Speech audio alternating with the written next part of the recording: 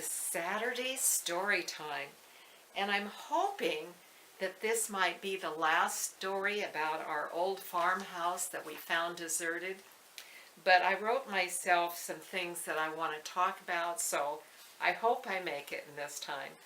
First of all, I talked about the kitchen sink that was in the house, that it was this big cast iron white sink that had the one single sink and then the long drain board. Well, it was there and water came into it, but water wouldn't go down out the pipes from it. So when we first got there, we had a bucket under the sink. And we got there in the, well, toward the, it was past the middle of the summer, so we knew that we had to make the house warm for winter.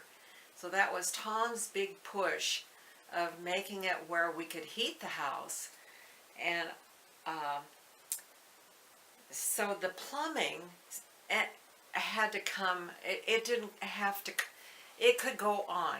I could just dump the water afterwards, it was fine. And it was more important to close up the cracks in the upstairs bedroom to stop the draft from coming in. And then we had to have stoves in the house. We chose wood stoves, and then they had to have wood to go with it. And so it was things that we just had to get ready for that first winter that was coming, and we'd be in there. So there was a lot of other things that were higher on the priority list than fix the plumbing to the sink. Every other place it drained right, just not in the sink. And then one thing about that I thought was something, that being it was summer, the kids hadn't gone back to school yet, and Tom worked when he could on the place. And when the bucket got full, the boys would take it out and dump it. And then in the evening, Tom would dump it. And one night, they were all busy doing things, and it was full, and I started to carry it out. And I can remember our oldest son said, Mom, I'll do that, don't do that. And he took it out. I don't know. Anyway, it was nice that they did that for me. And then the sink got fixed finally. Okay, the other thing that I want to tell you about, in the dining room, we lived there all the way. The kids were, I think, started, the youngest one, 3rd grade there possibly, and they all graduated there. So in high school, the high school that they went to had a job program. And actually, our oldest son started working at Safeway before he graduated, and he got credit for that. And after he graduated, he made his journeyman grocer, whatever, and he was making more money than we were.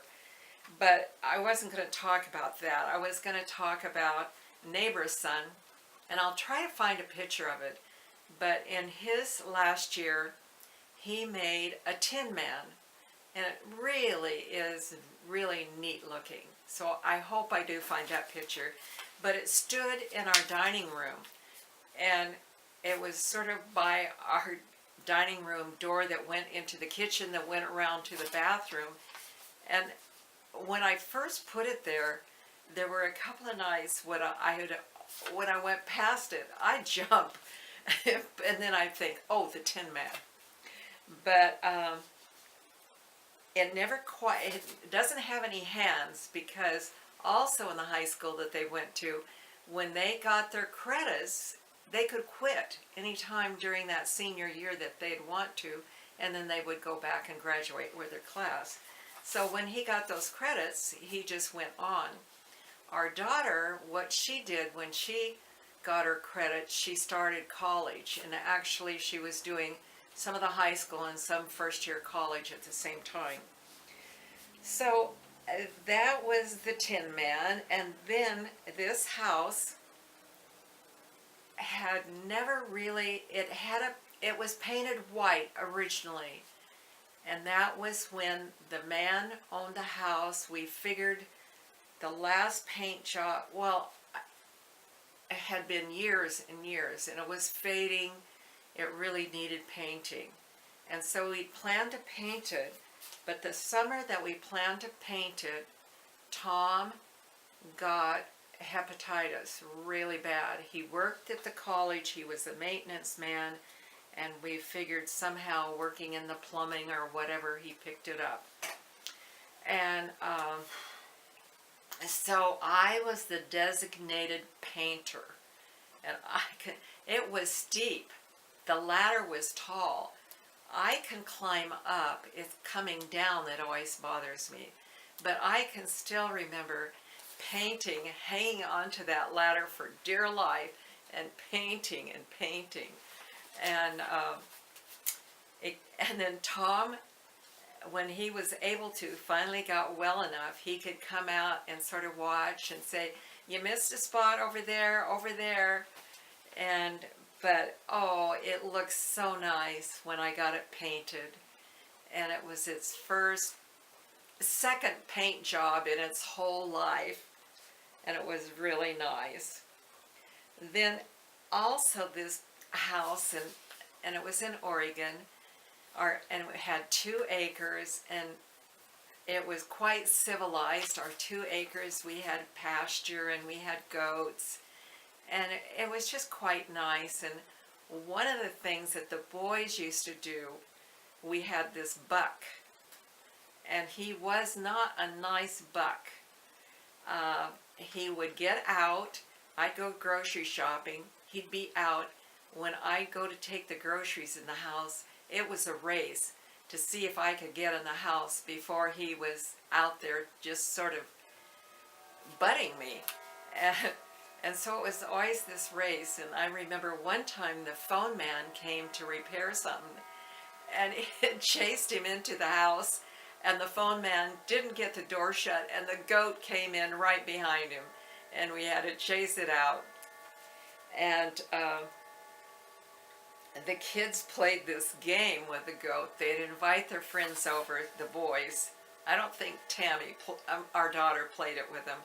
Anyway, one of the boys would hold on to the goat by his horns, and the boys would be sitting on the fence, and they'd count, and at a certain, they'd say go, and the boys would get off the fence, start, and they'd count so many, like up to 10, and then they'd let the goat loose.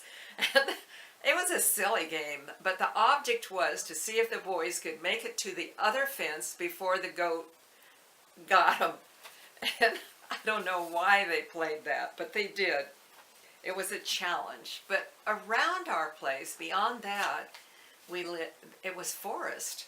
It was really deep forest. And the boys and Tammy, our daughter, had a wonderful time growing up and being able to go into that forest and play and walk, and it was very nice. And there were a lot of trails that the Department of the U.S. Department of Forestry had put in, and the logging companies. I guess they were logging companies that really put them in. And so there were all these roads, and the boys had dirt bikes and would explore, and we would walk up into there. It was nice. But I told you before, the boys harvested this bark off of the tree, and one time they got a lot of it, and it was more than they thought they wanted to carry all the way home. And so they hid it out in a certain place in the forest, and then they asked if we would take them in the truck and pick it up. And we started out, and we had the window open. The boys were in the back, and they were sort of guiding us through the window where to go. And we started out on what looked like a road, and pretty soon it was just grass over. And we said, "Are you sure we're on a road?" And they said, "Yes, just go ahead, we'll tell you when we you have to stop. And pretty soon they said, okay, you can't go any further, and we couldn't. It was just all forest in front of us. And so we stopped, and they hopped out, and I was just amazed how quick it was till we couldn't see them. Absolutely couldn't see them. And then pretty soon, there they were again with these bags. We're back. Cascara. Yes, the cascara bark. And then we went on home. But the forest it was a nice place to live. And I can remember thinking, oh, it was so nice and cool, and I would be on my way to town, and as soon as I got down to the main road, discovered, oh, it wasn't cool, and I dressed too warm. Okay, we lived in this place, and Tom really did fix it nice. And we lived there, I think, 15 years. And at the end, this is how it came about. My mother became very ill.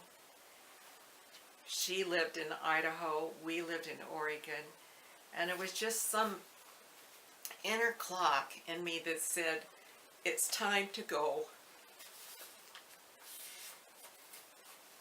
and take care of my mother. So we decided we would sell it. I don't know why I'm getting emotional, but we decided we'd go and sell it. Oh, I'm going to stop right there. So next week, you get where we sell it and what happens. Okay, so have a good day, and I hope you enjoyed the Saturday story.